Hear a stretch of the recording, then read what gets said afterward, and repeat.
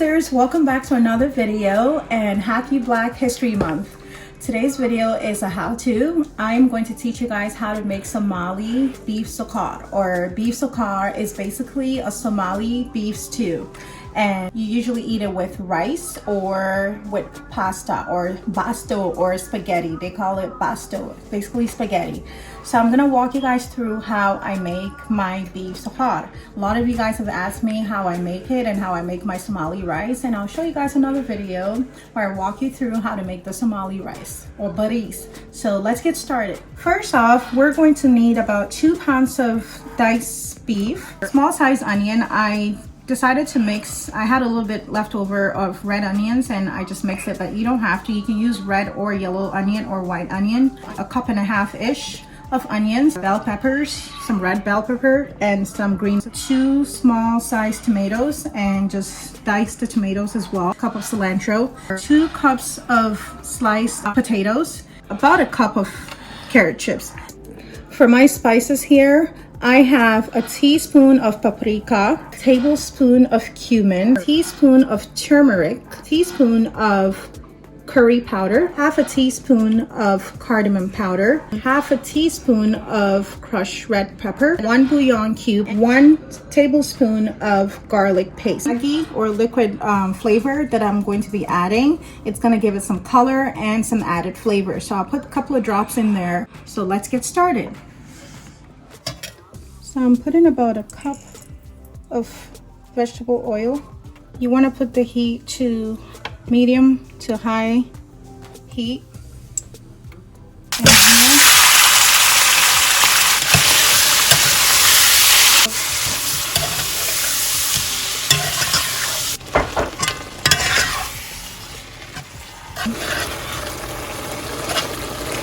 Alright, I'm gonna go ahead and add my seasoning.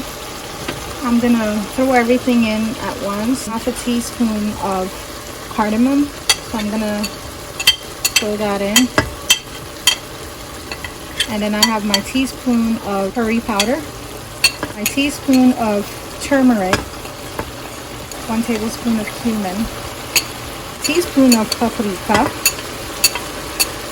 half a teaspoon of crushed pepper, and my garlic, my 1 tablespoon of garlic. Just throw everything in and stir. Smell it. It smells so good.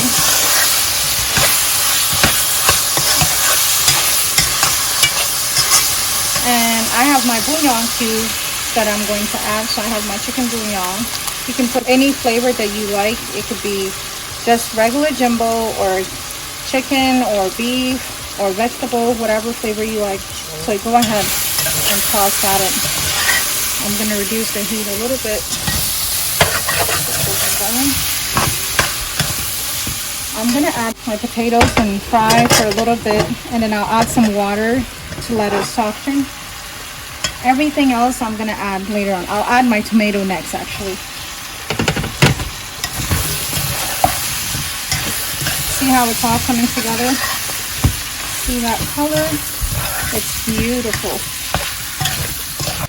I'm gonna add my chopped tomatoes or diced tomatoes at this point. Sometimes I put the tomatoes before I put the potatoes. Doesn't matter, as long as it gets cooked or fried. So that's all that matters.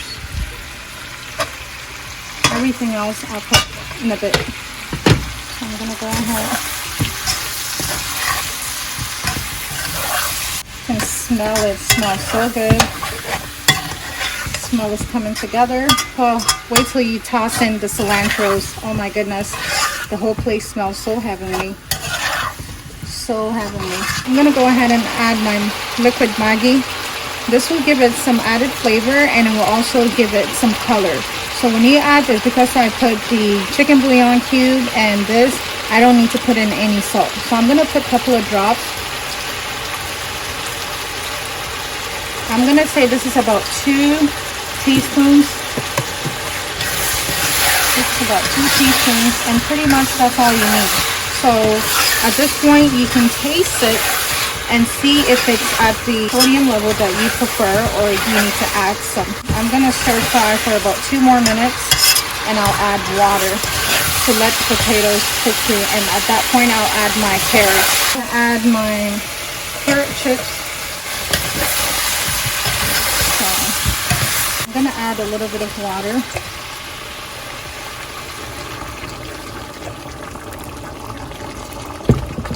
Just a little bit, about 2 cups of water, and this is to help our potatoes get cooked through and our carrots as well. So I'm going to leave this covered. I'll leave it covered and come back to it.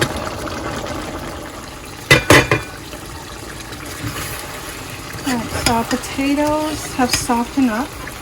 So I'm going to go ahead and add most of my cilantro, chopped cilantro, and mix it. This is going to bring out such strong aroma. At this point, I'm going to go ahead and add the rest of my ingredients. And I'll leave this for garnish.